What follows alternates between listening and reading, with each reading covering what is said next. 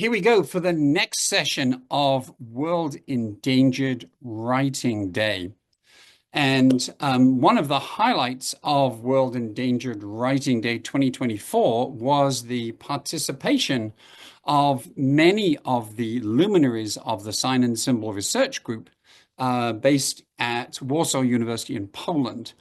And a number of them have fought over the available time and succeeded. And I cannot tell you how much I'm looking forward to this set of presentations partly because I have no idea what's coming next, and it's always fascinating. So I am going to hand over the Master of Ceremonies mace, maybe, to my friend and colleague Olgierd Uziembło, who is easily the most eclectic group of knowledge in one brain that I know.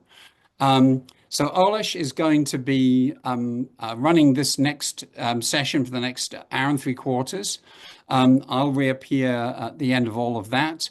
I will not be taking a nap and eating a digestive biscuit because I am so fascinated by what's coming up. Oleś, I believe I've made you co-host, and I think I've made all of your team co-hosts, so I think you should be fine. If you run into issues, I will be here, albeit muted. Take it away. I'm so happy that you all came here to see or listen to what we're going to present. And we're going to start with something not really typical of this kind of events. We are going to have an art event. There'll be performance by Barbara Galińska, whom you may know because her Stop War sign was famous all over the world. Even Banksy recently used it for one of his murals. So in the library of Warsaw University Oriental Department, she performs to music by Kamila Ov. And let's start.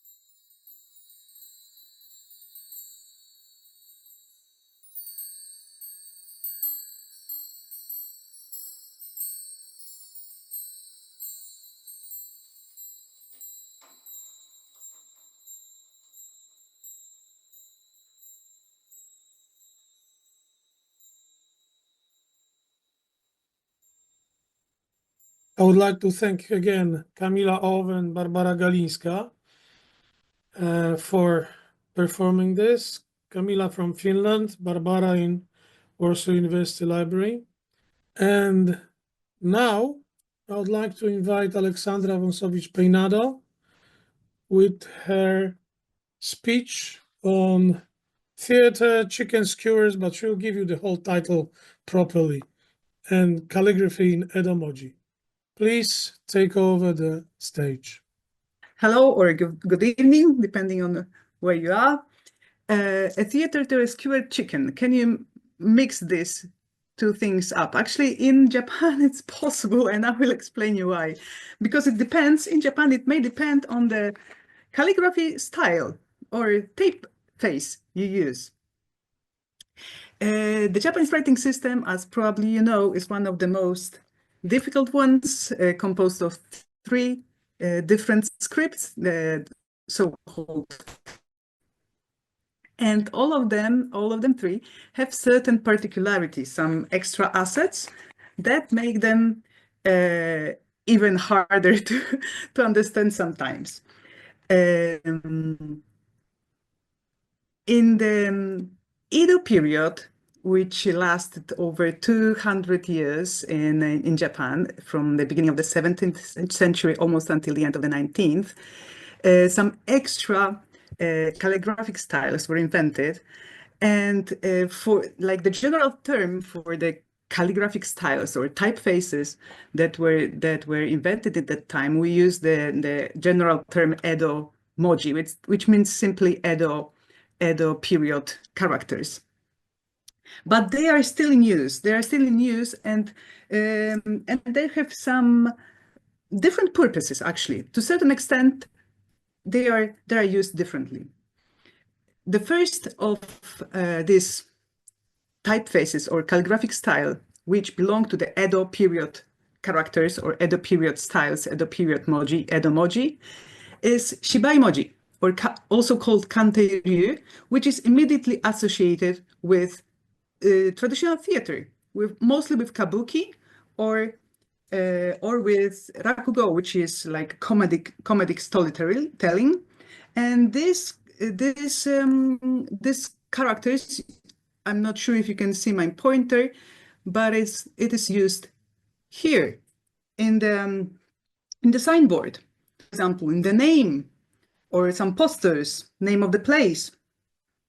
It is called Kantei Ryu after the calligrapher who first used this kind of characters. He was called Ozakiya Kanroku, and he was commissioned to write the characters for some New Year's play at the Nakamuraza Theater. And the way he wrote the characters was appreciated immediately and soon spread throughout Japan. And why it was so, like, here you can see Kantei Ryu, okay? Those three characters here are Kantei Ryu. Why it was so popular, and especially for kabuki theater? It was because it characterizes with softness and tonality, and somehow wishes good fortune because it's thick, round, and bouncing inward, all right? So bold letters, they eliminate gap. So they avoid gaps in the audience. The theater is always full. Round letters avoid sharp edges. So they pray for the success of the show. And the haneru, or these lines, the strokes, they always bounce inward. Okay, so they invite inward, they invite the audience into the theater. So it was a kind of a good omen, and soon became very popular. As you can see here, you've got another use of these characters. These letters here say kabuki. And it's immediately, when you see these kind of characters, immediately you associate them with traditional Japanese theater. Here you've got the letter or the sign for happiness, also with all these inbound lines, inward bouncing lines. The happiness is invited inside. Another type of calligraphy from Edo period is yose-moji. And yose-moji, yose means to invite the clients, and it is used mostly for leaflets, announcements, for some kind of placard posters, or senjafuda, which are paper tags posted on the gates of temples and shrines. Here, the characters are even closer together. Like they try to attract the characters and bring luck into your business. They are created on the base of Kanteryu, so on the base of the previous calligraphic style. And you can see here that you use some extra strokes. Like, for example, in this character, normally you would need to make certain movements, certain movement of your hand. You would need those brush strokes, for example, this one. But this kind of calligraphy even invites you to do extra brush strokes in order to fill the character and to make it like tougher, you know. And here are some senjafuda stick to a gate. Sumo-moji. The character is related strictly to sumo wrestling. They are also called chikara-moji or negishiryu, and they are very thick, very thick. This photo comes from a poster of sumo wrestling event that I have at home, this poster, and as you can see, there is almost no space between characters and inside of them. So chikara-moji, another name for sumo-moji, chikara-moji means the letters which are strong. Yeah, these characters are supposed to be as strong, as thick, as tough as the sumo wrestlers. When you see this kind of characters, immediately you think of sumo. They are very similar to the previous ones, but somehow they are thicker, tougher than the previous, the yose and kantei. Chochin-moji, the lettering for paper lanterns. This lantern is, I have it at home also. It says Oden. Oden is a winter one-pot dish. And when you see this kind of lettering, this kind of typeface or calligraphy style, you think immediately of skewered chicken. Like immediately you think of something tasty because it's mostly used for food, for advertisement of food. It can say anything. It can say yakitori, which is skewered chicken. It can say ramen. It can say sake. It can say takoyaki, which is fried octopus, or simply as here on the right, it can say we are open. But this kind of characters are immediately like they taste well. They taste well. The chochin-moji, the paper lanterns characters are tasty. So, and here you can compare those four we've already seen. The first one, Kantei-ryu, is meant for kabuki, for theater. The second one for leaflets, for advertisement, sometimes also for certain plays, comedic plays. The third one is for sumo players, sumo wrestling. And the fourth one, chochin-moji, is for food. The last one is the tasty one. So yes, you can mix actually a theater. You can get confused and you can mix a theater with a skewered chicken sometimes in Japan. And three more calligraphic styles that originate from the Edo period. The kago-moji. Kago-moji are those very thick calligraphic typefaces you can see here on the right. Kago means two things in Japanese. It means a basket, and these characters look like a square, very sturdy and thick basket. So that's where the name come from, kago-moji, basket characters. But kago also can be heavenly blessing. Heavenly blessing. And for this play on words, kago-moji are used in amulets, are used as a good omen. They protect you. Okay, so because kago basket can also mean, so the word kago can also mean heavenly protection. Sometimes they are written only in a white outline, sometimes they are inverted into white, and you can see them, for example, on all kinds of amulets. Here, this amulet says simply the surname, Ito. Or you can see it on happy and hanten shirts, typical shirts used by the craftsman, by people who have to do some hazardous works, like, I know, people who scale buildings, chimneys, the gardeners and so on. They normally use clothing with this kind of characters on it, just for protection. The one before least, the one before last one is higemoji, and I suppose you already know why it's called higemoji, which means whiskers moji, and I suppose you already know why it's whiskers moji. Yes, these are those strokes here at the end that make it look like it has whiskers, like it has whiskers, mustache or bird. Hige actually in Japanese can mean anything, whiskers or bird or mustache. Higemoji are for kakigori, which is a snack. It's a shaved ice with some syrup or condensed milk. Higemoji, whiskers moji, whiskers characters are also for ramune drink, which is a very popular drink, soft drink in Japan, and for sake. When you see higemoji, when you see whiskers characters, you think of sake. It can be bottled, it can be in barrels, but when you see characters with whiskers, you think alcohol.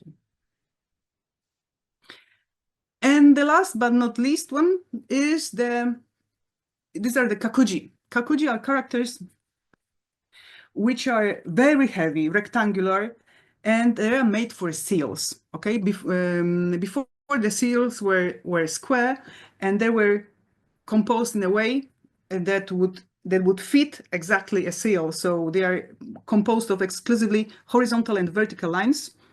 Sometimes they are worn on clothing, on happy or hanten shirts, but most of times they are meant for trademarks, for hanko stamps. These are hanko stamps. I will show you hanko stamps, which the Japanese use for signing documents, and family crests, different family crests. They are extremely hard to decipher. As you can see, the sentence in the upper line and the lower line are just, they say exactly the same, but it's very, very hard to recognize the characters themselves. This is a trademark. I made this photo on a cookie wrapping I have at home. So these are kante, yose, kago, which means basket or heavenly blessing, hige the whiskers, sumo, chochin for lanterns, and kakumoji, the 7 different types of characters invented and popularized in Edo period, which are now still in use, popularly in use. And well, they mean different things depending. Simply, they can like add an extra meaning to the words they express just because of their extra visual assets. Okay, thank you. And now I'd like to invite Aleksandra Twardokęs, our resident typographer, who will also present a work on typography. You tell us more about it. Aleksandra is doing research with us for already like almost 10 years, is it? Yes, I don't know. Okay. I hope not. Yours. That's all. Okay, let me just share my screen. Hello, once again, everyone. I'm Aleksandra from Sign and Symbol Research Group, and within this group, I'm like more in the like design part. And today, I would like to talk about typography. And I would like to ask you a question. What is actually the goal of typography? And is it strictly utilitarian? I guess we all know it's not, but okay, let's start. So I propose to look on this topic from a bit wider perspective and move back a little bit in time to the modernism period, because this is the movement, like wide cultural movement, where we can find the origin of principles of modern typography. Like they are still valid. And of course, that was the movement which like influenced all kinds of visual art, plus poetry, literature, and so on. But of course, we will focus on design. And within this field, modernist movement pushed certain values. And these values were clarity. So the goal was to express certain message in the most clear and efficient way. Uniformity, because before modernism there were so-called national styles quite popular, and one of the idea was to get rid of them. Getting rid of ornaments and any decoration, plus the project, the form of the project should be the effect of the function. So as you can see, that the general spirit was focused on very utilitarian purpose. And the presentation is about typography, so let's have a look on the like most iconic typeface from this period, which is Futura by Paul Renner.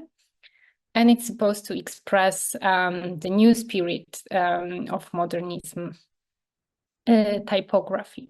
And this new spirit was explained very detailedly by I believe, one of the most famous typographer of 20th century, Jan Tschichold, in his famous book, The New Typography. And at first you might think that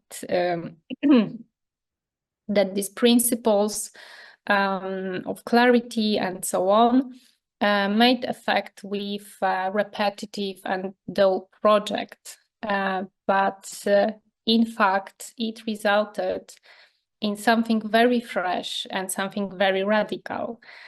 So that's, I believe, this kind of paradox and very interesting that it resulted in like kind of new beginning. And the lack of decoration and minimalism made the typography and expressive elements, because if you work with like what is left, and that was mostly type and photography, you find this expressive potential of letters. And asymmetrical composition, what was also one of the like main idea of Tschichold, leads to dynamism. So instead of repetitive, boring project, we have something totally opposite, right? Something what was new and novel and very original. So now let's jump again a little bit in time and space, maybe not that much, but in time, to Switzerland, to 50s and 60s, where the Swiss style emerged, which adopted these principles, these utilitarian kind of principles. It later influenced the design worldwide, and by worldwide I mean the Western world mostly. And the artists, the designers, kinda and okay, the most famous, I believe, baby of Swiss design is Helvetica, which I believe all of you know, the typeface which is supposed to be invisible, what is of course impossible, but that was the idea. So the Swiss designer pushed these principles of clarity and so on to its limits, and sometimes use only type to create posters and so on. And that was again like this kind of moment for the new beginning, because okay, what you can do next with this, if you have only type, you will deconstruct it. And under like also the general movement, I believe, of postmodernism, we can see what's happening next. And these are work by another famous typographer, the designer, Wolfgang Weingart, who was actually educated within this Swiss style paradigm, and he destroyed it totally. He created a composition which like extremely like were extremely opposite actually to the utilitarian functions, and use letters as like very expressive units, as you can see. There are two more graphic designers I would like to mention. So the first one is Bruno Moguzzi, who again used letters and colors to create posters which were like very expressive. They had this utilitarian function, of course, you can read more or less, but I would say this like potential of the letters being expressive units is much like stronger, and like we can really feel it's like we can feel the music right here. And another one is American designer Paula Scher, who's famous of her typographic posters for public theater, which used the photography as well. But if we take out the letters, like the typography, not much is left, right? And they express in an amazing way like the energy of dance and the like performance, the movement, and so on. And meanwhile, behind the Iron Curtain, there was different style emerging. The Polish school of poster, where the letters are much more organic and they kind of merge naturally with the image. And in general, if you are not familiar with Polish school of poster, I recommend you to get familiar, because it's and I don't say it because I'm Polish. I say it because I believe it's very special,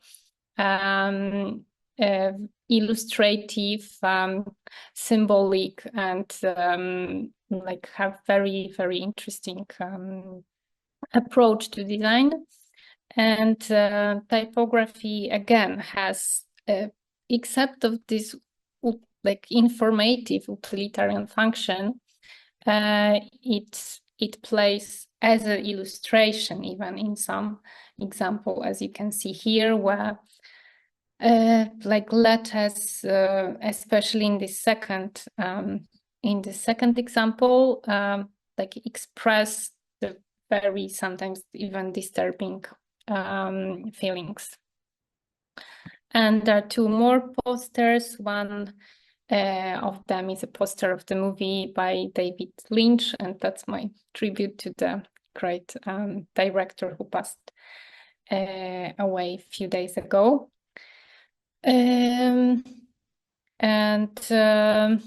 So if we like go nowadays, what we have in the typography nowadays, and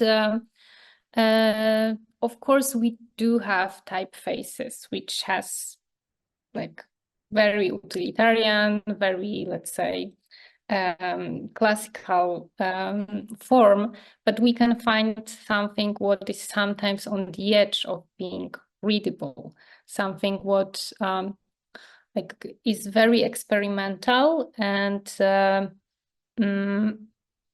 sometimes like this expressive function is stronger than the utilitarian function.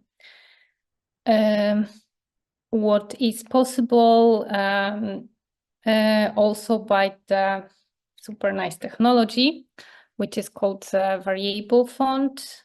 And I wanted to show you two videos which where you can see prepared by the Type Foundry.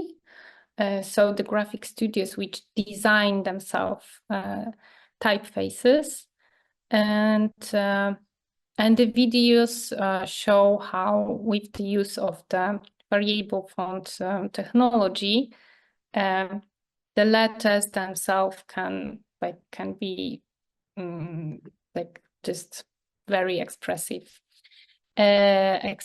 units.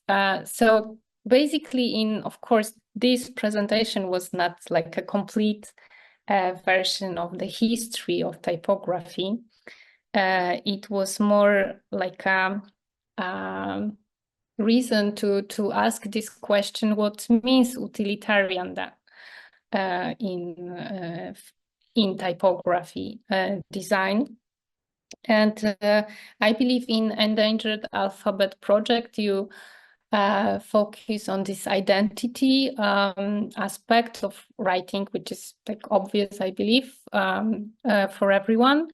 And here I wanted to like show how this modernism movement, which was like focusing in theory on the very utilitarian purpose, gave something what was like very radical and fresh, and in fact not utilitarian. And the situation of typography nowadays, I think, shows very clearly that it's much more than utilitarian, and it has like a great expressive potential. I think this is it. Thank you for attention. Thank you very much. We see some questions in the chat. I see this a little disagreement. Drawing letters is not typography. Lettering and typography have different natures. But let's answer that after the next few talks. And now I invite Daniel Takacs, our Egyptologist friend from Warsaw University, and please unmute yourself and take the floor. Hi, Olgierd. Hello, everybody. Thanks, Tim, for having us again this year. And I'm going to just share my screen in a second. Yep. Hi, everybody. My name is Daniel, and I'm from the University of Warsaw. I'm an Egyptologist, and I'm going to talk about some of the practical aspects of Egyptian art, kind of like tying into what Ola was saying about the utilitarian aspect. I would like to show you some things that are incredibly practical when it gets to talking about ancient Egyptian writing and what we could call art as well, especially that these fields overlap to a very, very great extent in ancient Egypt, and everything is around practicality. So let's start with this very first image that I have here. It's a photo I took in Karnak, I think, some years ago. And we see here basically a figure of a king conducting an offering service to a god. And whereas we could generally say that this is a very nice decoration, so to speak, it has like an aesthetic value, and it definitely has an aesthetic value. Just as if you've been to Egypt, you'll see that temples are covered top to bottom, basically with decoration. The real reason behind them, besides, of course, the aesthetic value, which nobody doubts that it is there, is that they are incredibly practical for the Egyptians from one very simple aspect. And that is that they create a magical reality that that is in front of your eyes.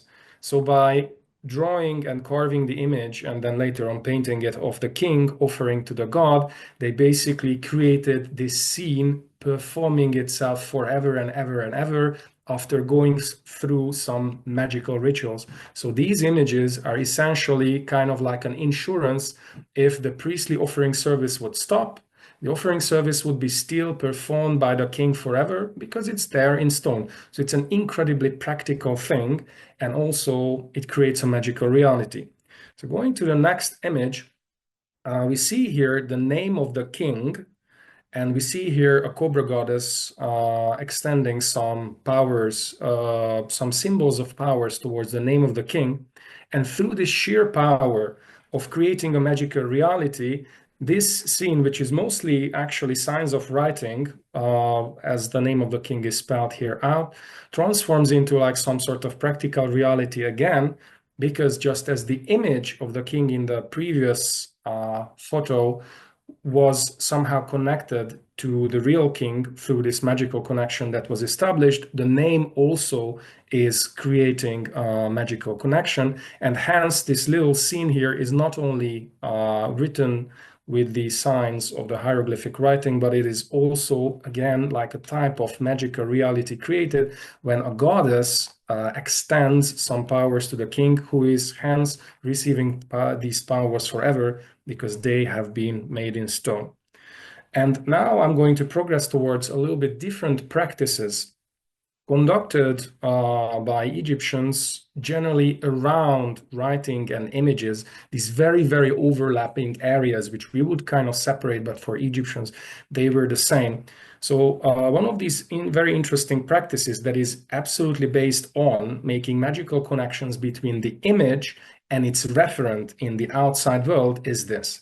So what you see here is a scene of a king again performing some rituals in front of a god, and there's a goddess in the background, but you also see, what you're able to also see is the destruction that was ensued on this image.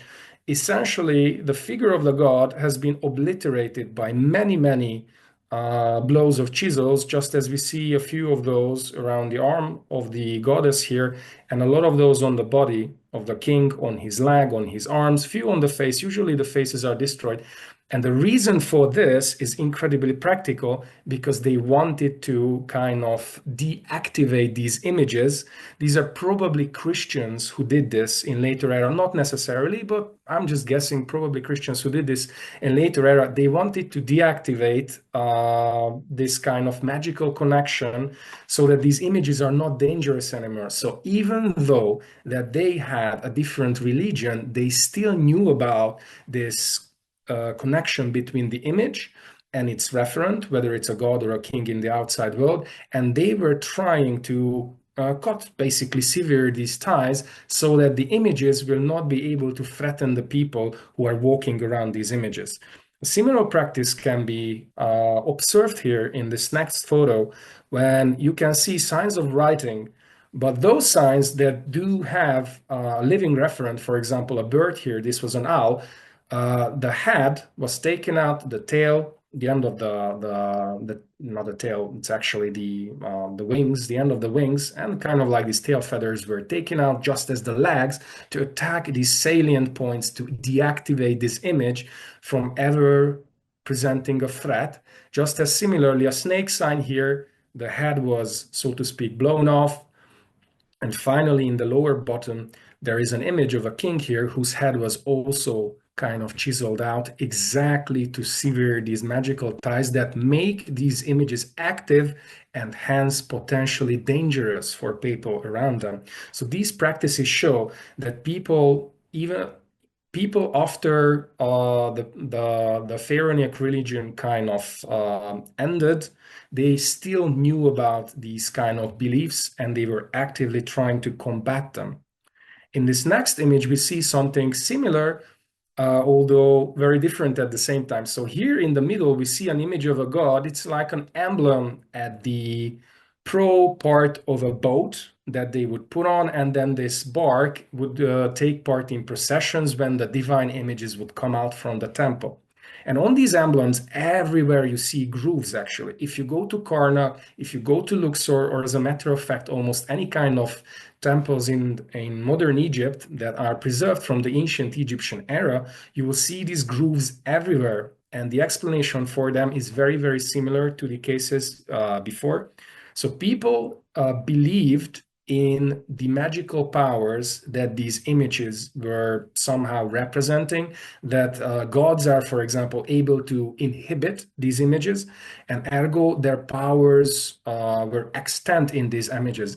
And what they would do after these temples stopped working, probably this is when they would do this, later they would come and scrape off parts of the decoration to get a type of powder or a dust that would be obviously potentially practical and full of energies, divine energies that they could use in different remedies to cure problems, and to be honest, who knows what else. But again, we can observe a very similar practice connected to decorated surfaces, that people believed in this magical connection. That was basically the idea that everything is practical there because it has been magically activated. It represents a reality imbued with divine power. Ergo, if I take off the powder from this, I'm able to use it for my own benefit.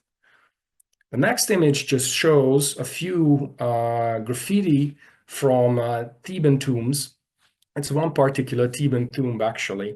And these graffiti were drawn or written, whichever word you want to use, but these things are definitely overlapping, by visitors. So imagine that somebody made their tombs, and everybody kind of knows that Egyptian tombs are really nicely decorated. So after these tombs, the tomb chapel parts, which were open for visitors, were created, people would come and visit them for many different reasons. And then in later times, people would come still into these chapels and then write little graffitos that, hey, I've been here, or something like this. But this practice of writing their little dedications or names next to divine images that were on the wall, again, attests to this fact that those images were not just decoration, but very, very much so practical. And also this very practice of inscribing a graffito on the surface was also an incredibly practical thing from the point of view that probably people had different reasons for doing it. One of the reasons was that they were taking part in some sort of actions that, for example, only scribal classes would do. And by inscribing these little graffitis, they would be identifying themselves as capable members of a scribal class. And also at the same time, they would create an association between themselves and the divine images on the wall. So this was, again, something purely very, very practical in many regards. And then the final example here is something a little bit different than what I had before, but it kind of exemplifies very well these overlapping areas of images, writing, art, practicality, and everything, all of these things in one bunch. So these three signs that you see on the image here are actually the sky, a ram god, or a god who appears in his ram form called Hnum, and the earth. And obviously you can notice that between sky and earth, there is the god Hnum. And very interestingly, if we take the first letter of each of these signs, and this is not my invention, I did not find this, I read this about this in an article, but there are many plays like this in Egyptian, generally graphic communication, which work like this. So if we take the first letter of each sign, Pet for sky, the first letter is P, Ser for ram, so the S, and the Ta for the word earth. So they spell out the verb peset, to shine. And ergo, this is a type of wordplay. Well, not really wordplay. That's not probably the correct name here. It is a type of play between a lot of things. So first of all, it does spell out the word to shine, but normally the word to shine would have not been written with these letters. It would have been written with single consonantal letters. Definitely not like these. And what is happening here is that they actually created a microscopic version, well, perhaps not microscopic, it's a little bit bigger than that, but a microcosmos here, where sky is above, earth is below, and in between them there is God, who created everything. And very interestingly, just as a potential addition to this, that they are able to represent the whole cosmos with a few signs. Very interestingly, they also wrote the word to shine with it, which has a connection to the cosmos in a way that usually when gods create, there are different cosmogonies from ancient Egypt. And then when they create the cosmos, usually it starts with something shiny. There's like an infinite darkness, like infinite dark waters or something like this. And then suddenly something appears, like a spark of light. The spark of creation appears. And this word was written here with the sky, earth, and the gnot knum. So it somehow refers to the creative powers of knum, definitely. And the word itself is absolutely part of a running inscription. It's totally readable, and as in referring to linguistic information, but at the same time, it creates like an image of the cosmos itself, which was created through the powers of the god shining up on this kind of dawn of everything, when out of infinite darkness the world became. And with that, I would like to finish. I would just like to wrap up saying that essentially all these examples that I showed you today kind of shines a light on how much ancient Egyptian graphic communication was practical. It was really, really practical if you see it from the right angle, as in that you see that this kind of magical connection was created between image and referent, and hence they were able to enact this kind of magical reality forever and ever on different materials for different purposes. And of course, it looked very good as well. So it did have the aesthetic value, but at the same time, it was incredibly practical as well. And with that, I finished. Thank you very much for your attention. Thank you very much. And now it's Agnieszka Hamann's turn. Please introduce yourself and the floor is yours.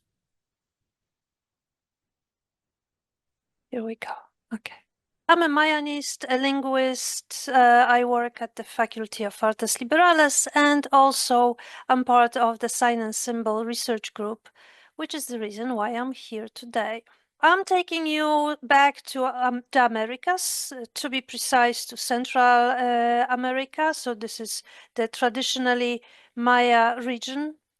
And let's start with some history. So the Maya history goes back to the year 3114, where the current era began in the Maya calendar. This is a date we want to remember because we are going to come back to it. Baktun 13 in Maya calendar. Of course, the Maya back then, well, didn't really exist yet. Historical linguistics tells us that the Maya were one ethnic group somewhere around 2200 BCE, and later the linguistic diversification led us to 30 Mayan languages spoken today. The first 2 millennia, the 2 millennia before current era, is the pre-classic period in Mesoamerica. So this is the time when everything happens.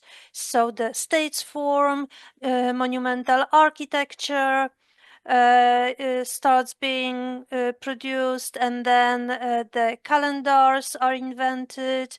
We've got first beautiful art, and somewhere in the first millennium, writing is invented in Mesoamerica.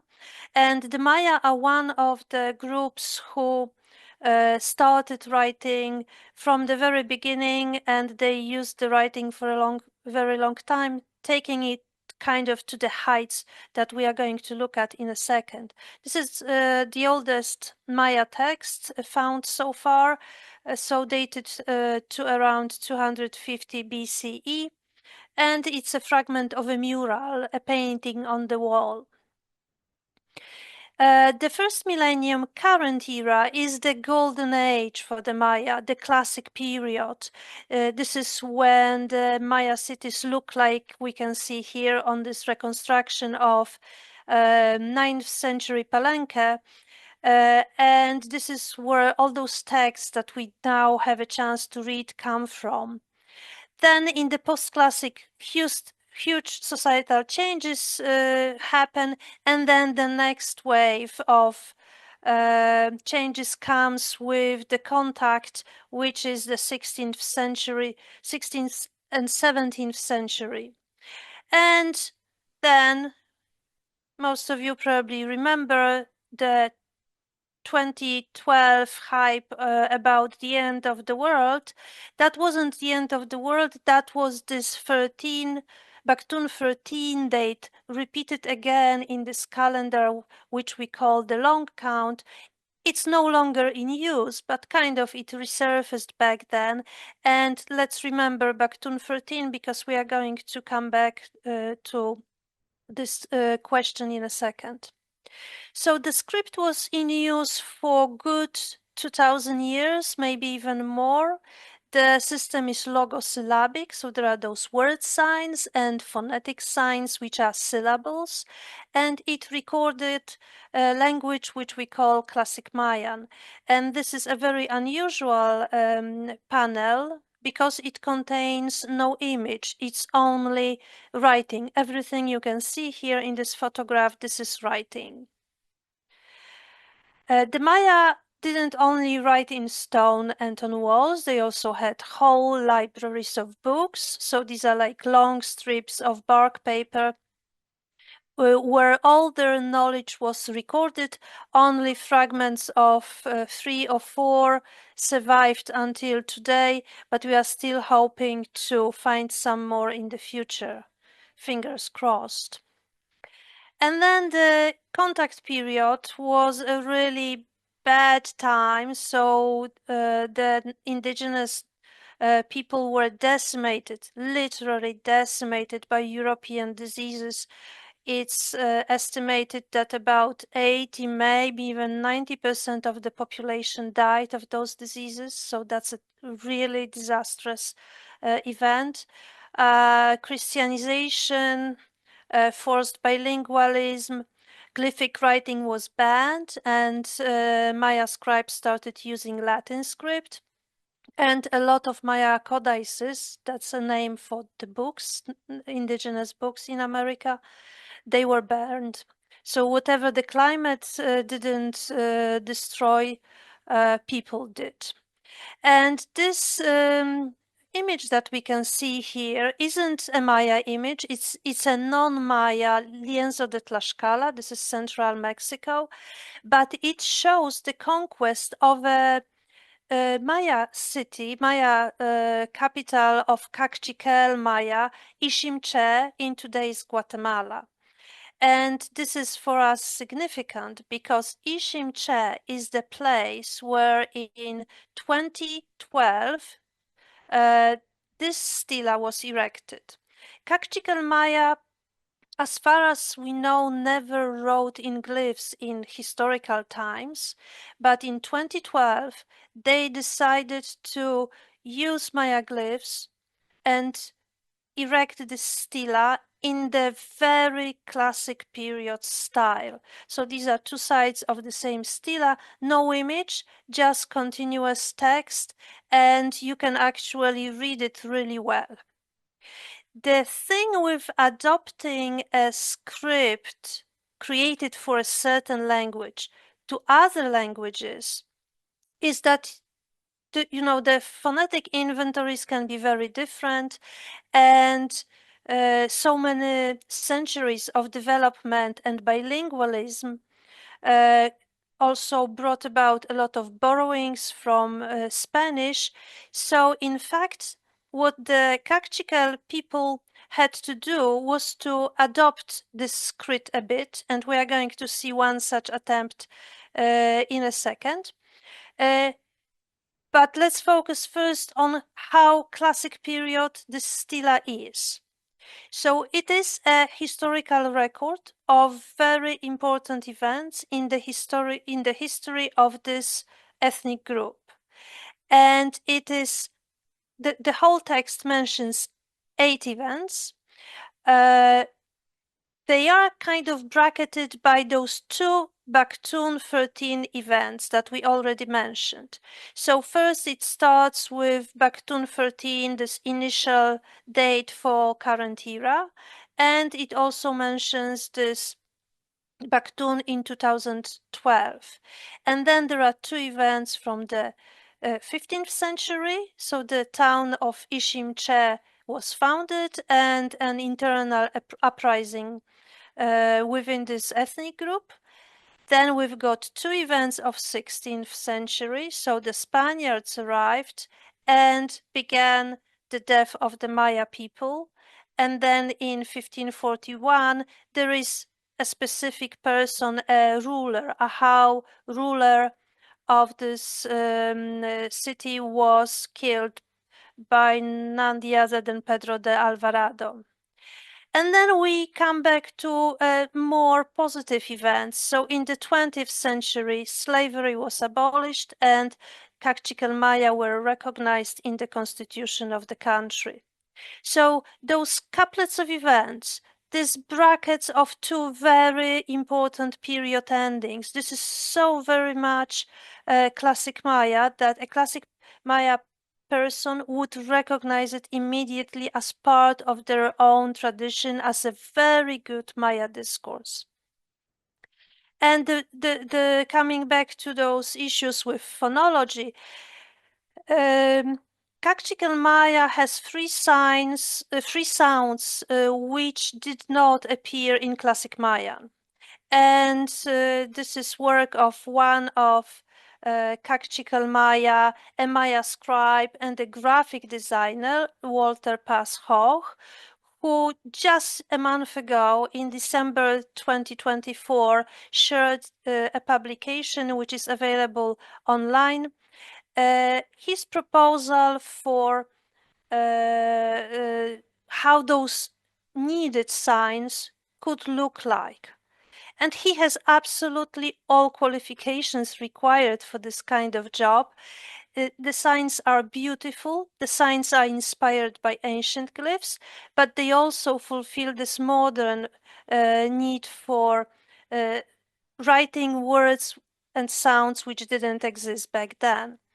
And each new sign is described in detail, so kind of semantic motivation, graphic motivation for this sign. There is a big version of the sign and a small version of the sign, depending how you decide to put your signs together. You may need a bigger or smaller signs to fill in the available space. And for comparison, on the right, you've got classic signs. So this particular a couple of signs was inspired by classic period signs for te, wood or tree, and kak, fire. And putting them together, we've got those new signs for Kakchikel Maya. So Maya glyphs are alive again because of this number of things that finally came together. So it became a symbol of prestige, a symbol of Pan-American heritage, and we see it used not only in Uziembło. This is just one example that I'm giving today, but there were many more such cases. There are new signs added to fill in the new needed spots in the writing system, and which means that the writing system is alive.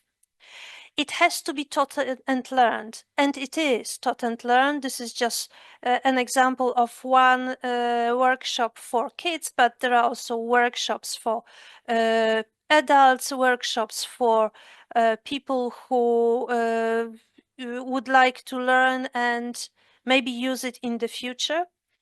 And a script, to be successful, also should be economically important. And I'm using an example which is bitter and sweet at the same time. Bitter because this page no longer exists, I discovered preparing the presentation. I had to use a screenshot from, an old presentation of mine, but I would like to mention this initiative because that was a page used to promote textiles produced by indigenous Maya weavers in Santiago Atitlan. They used various glyphic signs in their textiles. So here in the middle, we've got a very classic sign, E-Pass, then at dawn, and we've got those birds, hummingbirds here. The glyphic sign for Tsunun hummingbird looks exactly like this. And I'm very sorry to see that it disappeared, but maybe it will come back. I'm sure there are other success stories out there. And finally, I would like to show you one more modern use of Maya glyphs.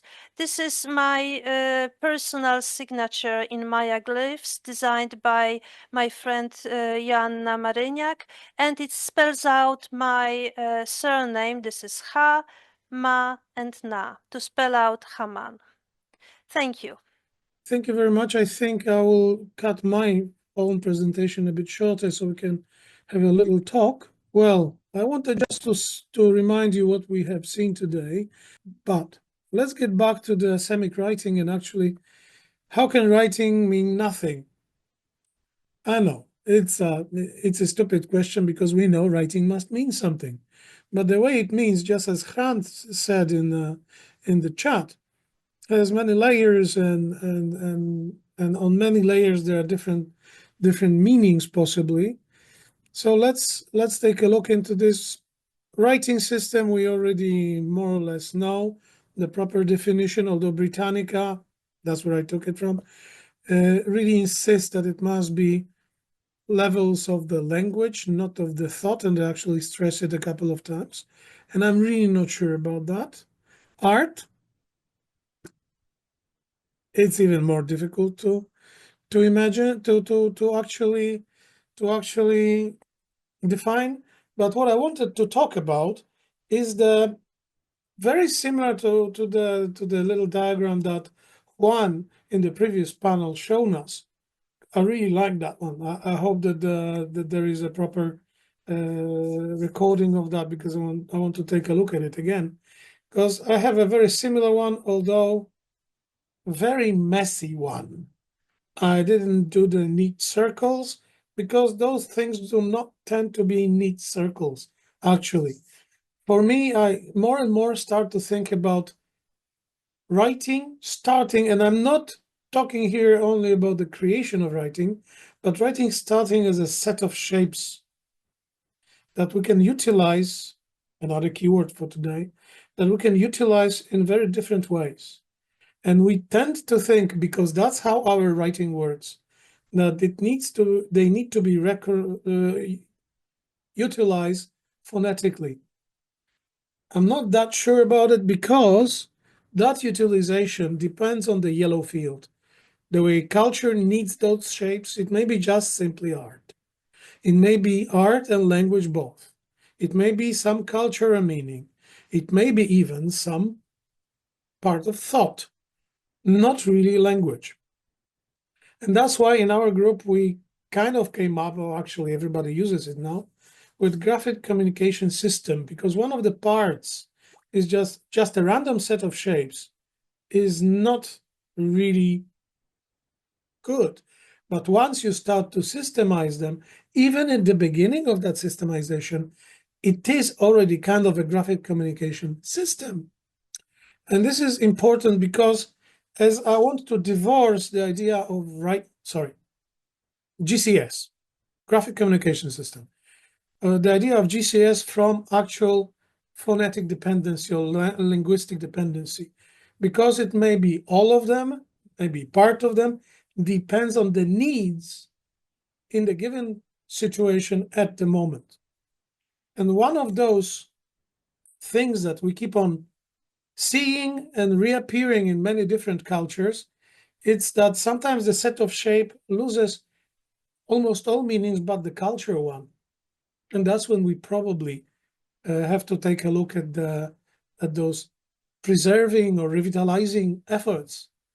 If you look at what Juan was doing, if you look at what is Ditemat Sadinoko doing, you are utilizing the set of shapes that are deeply embedded in the culture. You are utilizing the set of shapes that are deeply embedded in the local art and culture. And then by systemizing them in another way, you also start using them for language. Sometimes, in certain situations, you don't have it, like in Rongo Rongo. If you have been seeing some other presentation of ours, you'll see that sometimes we show Rongo. I don't have it in this presentation. You have Rongo Rongo plaques from Rapa Nui, in which you have sets of shapes that were part of the Rongo Rongo tablets. We don't know what they mean, but they're used as a kind of a graphic marker of identity. So there is no language in them. In a sense, that would be a Semic. Some people use this kind of set of shapes as just meaning to identify culture. And sometimes, especially when the user of the culture and a very, very well versed user of the culture uses them, you can have a really interesting effect. Like here you've got a very famous Chinese artist, calligrapher, Xu Bing. My question, do you see what it is? Anybody sees? You can just unmute and say, what is it? Is it a Chinese character? It looks like Chinese character. But it is not. Or it's kanji. actually Latin that is using elements, so a set of shapes from Chinese characters, but not the main shape, not the whole characters, but the way that the system works, the way that characters are created. So sub-graphemes are put together to spell out a very popular and very known word, wiki. If you look into a Semitic writing, it is one of the, and Xu Bing's writing, you'll see this one as a part of a article on Xu Bing on Wikipedia. He also used the same sets, but now another, not the very strokes that are used in Chinese, but whole sets of strokes, which are still subgraphemes. You can see here that he used them to create a book, which is called Letter from the Sky. But this book, it looks as if it is writing, but it is not writing. And the idea behind it is to convey all set of meanings, because you have the printed page, we have the printout in the traditional Chinese fashion. So there's a whole set of additional meanings, something that Professor Forceville would call implicatures. And here the pragmatics come in, Pipa. Pragmatics and what was the guy's name? The one that was talking about implicatures. That's it, because this is a particular instance of particular way that he formulated the meaning, but there is no meaning, nothing explicit, nothing explicitly said. The only thing that is left here, those are implicatures, the suggestions that it is about China, about tradition, about Chinese traditional wood print. And the idea is that in a Semitic writing, and this is the part of art I wanted you to see with Barbara Galinska's calligraphy is that you use the movement itself, the way you write the big letters, the big calligraphy, and what you receive is not, well, is it writing? Does it have any meaning? Or there is no meaning, or there is some meaning, some very small layer or outside layer of meaning is still there. So I would say that the way in cultures we organize our writing shapes sometimes is suggesting not only the particular meaning or phoneme or even narrative elements, but also is suggesting the culture itself, like here. And this, when we talk about graphic communication system use, there is some things that are seemingly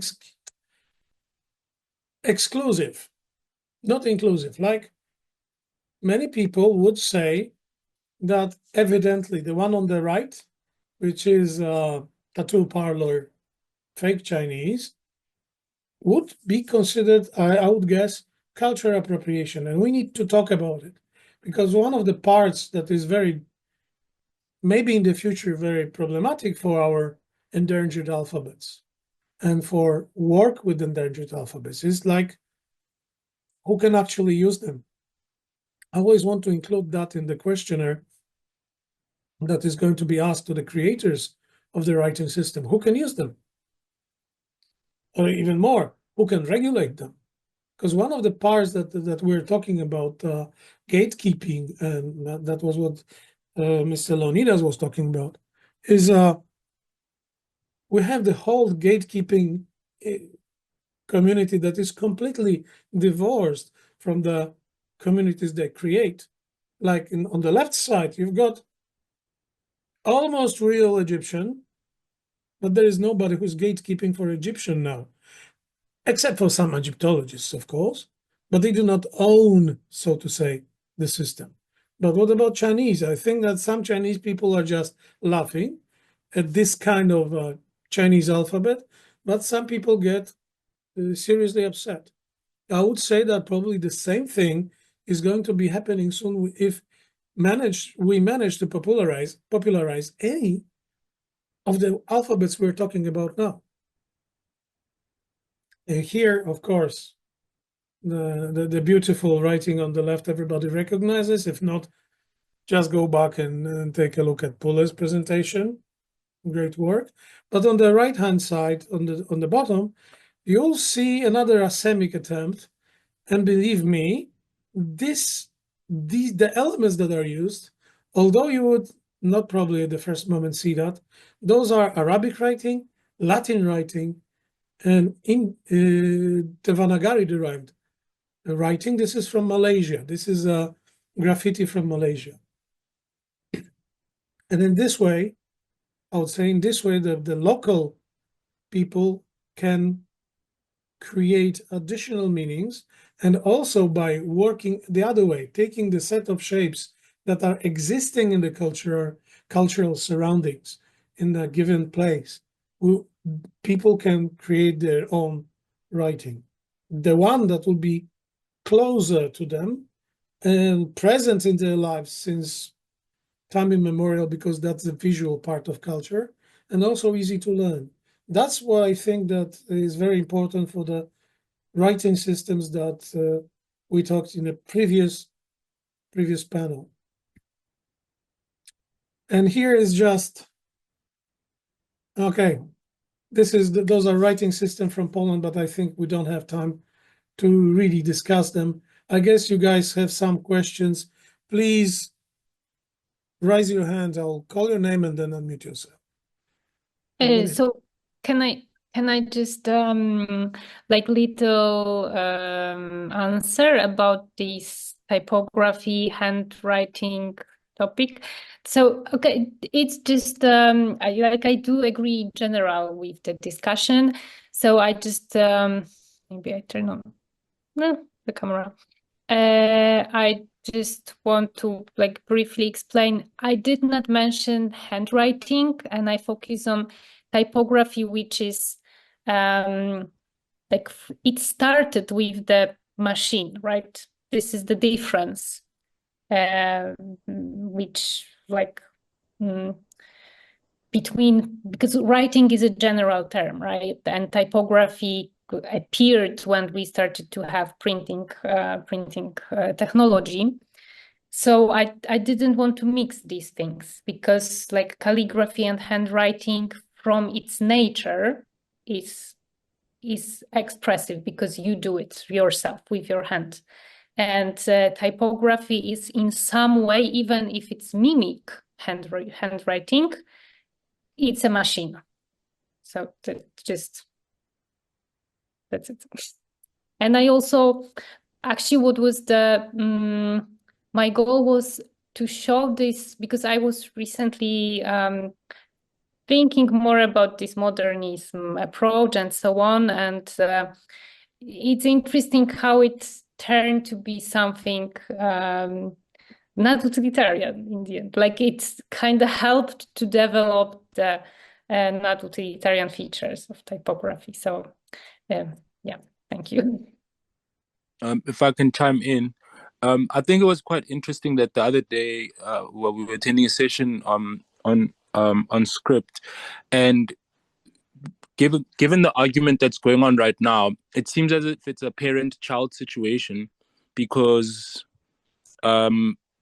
in order for typefaces to be a bit more entrenched in society, it seems as if handwriting them kind of helps push them forward, or make them more solid in terms of our minds, our practices, and all of those sort of things. So it's almost like yes, they can be separate, but the relationship is almost lacking. It's a symbiosis, so they can't sort of live in silos. I see in the chat Dongba and Nushu mentioned those are very interesting cases. I have just been discussing those with my students there, that are saying that Nushu is virtually gone. It's from people, the people that used to do it, they don't do it anymore. It's a different case with Dongba, because there is some mixed result with the revitalization of Dongba, but probably the appropriation of Nushu by the tourist industry. It's another thing. That's the industry. That's what you're saying. It's kind of took away the exclusive group that was using it. Is not really using it anymore. It is used only for the display, but not really. It is not really used for the original group that was using it. Is not usually used in the context that it was used before. So therefore, we can say that this writing kind of lost its meaning. But you may disagree with me, of course. Yes, I do disagree. I'm always looking to the future. At the Face Interface conference, the presenter on Nushu said that there are only 3 or 4 elderly women who still use it. However, the potential of Nushu, something like Nushu, is not about the living, it's about the future. So it's potentially a very powerful tool for future young women who want to discuss things secretly in a certain way through a certain visual means. So, and I've always said that writing, being an idea, can never die. We say extinct languages, extinct writing systems. Those are ideas. They don't die. They just sleep. They can come back. Hebrew was dormant for 600 years, and look at it now. So it's always about no guarantees, but you always have to, I think, that try to provide useful tools for underrepresented people. It's a gamble, but you know. Yeah, the thing I mentioned is a bit the risky part. It has been appropriated by the Chinese kind of mainstream tourist business.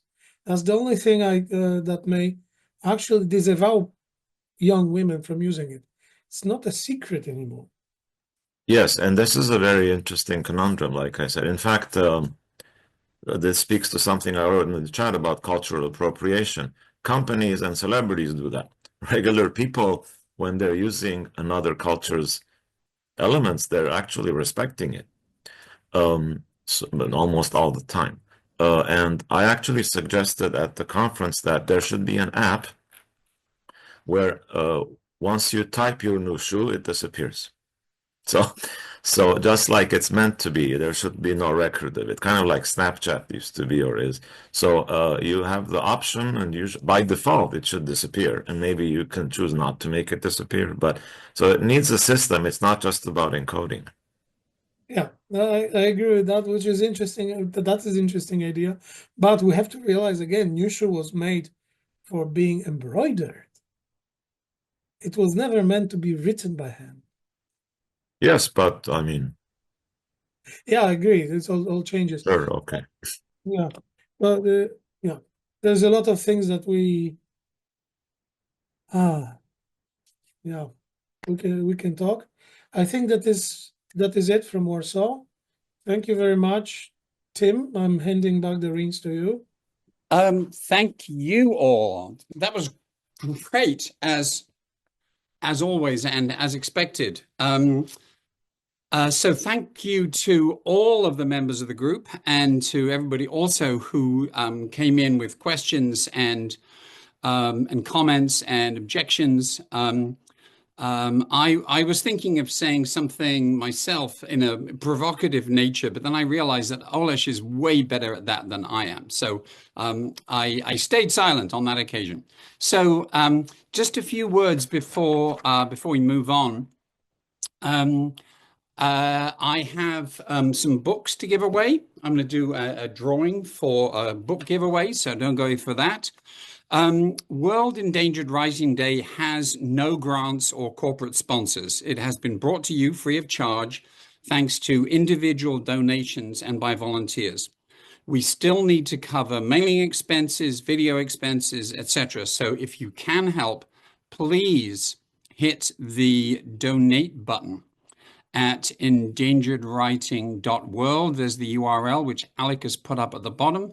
Alec is the person behind the scenes who's actually making this thing work. If you would like to know more about the world's rich array of minority scripts, then you can go to endangeredalphabets.net, which is the online atlas of endangered alphabets. Now available in print form, which I'm going to show you in just a second. Also, there's a lot more content put together specifically for today at endangeredalphabets.com on the blog. And yes, I'm going to talk about the atlas, the printed atlas, in just a second. So hold that slide up there. If you would like to contribute to the work that everybody's been discussing today, I'm going to be sending out a questionnaire to everybody who's registered for the conference, with the opportunity for you to say, yes, I'd like to help. Here's my skills. Here's my areas of interest. And of course, we encourage you to forward that on to anybody else you think might want to get involved, because part of the issue is that everything that we're doing here is so atomized that it's only on an event like today that we actually discover who else is involved, who's doing what, who is interested, who's committed. So that will be coming out shortly. All right, time to do the drawing. So I'm going to be giving away a copy of the aforementioned atlas. Those of you who are super tech realize that you can actually use the QR code on your screen and your phone to order it, but I have a copy here that I'm going to give away. I'm also going to give away a copy of Writing Beyond Writing. In both cases, if you are living outside the US and Canada, it literally costs $50 to send this to Brazil or Australia. It is way more expensive than the book itself. So if you win the giveaway there, then we'll send you a digital copy. The other giveaway I'm going to do, and this can go anywhere in the world because it's nice and light. This is an Abenaki illustrated dictionary that I did working with the Abenaki people, who are the ancestral people of northern New England and southern Quebec. And it is in response to the fact that there is no education in the state of Vermont, apart from a summer course at college level, that actually teaches you anything about the Abenaki or even that they exist. There is this extraordinary statistic that says that almost 92% of references to Native Americans in school textbooks are in the pre-European period, the pre-settlement period. And so consequently, the impression that kids get growing up is they just disappeared. And of course, that is, unfortunately, in some cases, almost true. But in many cases, it's part of the struggle of Indigenous people of North America to say, we are still here. And it's amazing that they do so with a remarkable lack of bitterness, in my experience. So this is a giveaway. This is the Abenaki Illustrated Dictionary for Schools, which will be and is the first school text used in the state of Vermont that actually even mentions the Abenaki, let alone introduces not only their language, but also their way of life and their belief system. So I'm going to do the traditional circle the pencil and stab into the piece of paper to identify people who signed up for the conference by the number, the registration number. So the first one is going to be 14. The second one is going to be 59. And the third one is going to be 111. And so I'll contact you. And if you're not interested, then one of those numbers is going to act as a reserve or backup. Okay.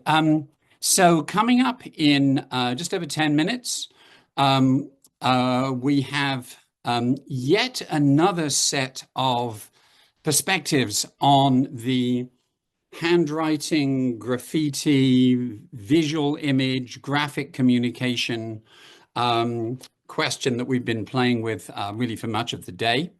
And so don't go away. Use this 10 minutes for the bathroom break and to grab something to eat, because things are just going to continue being pretty amazing. Thanks, and I will see you then.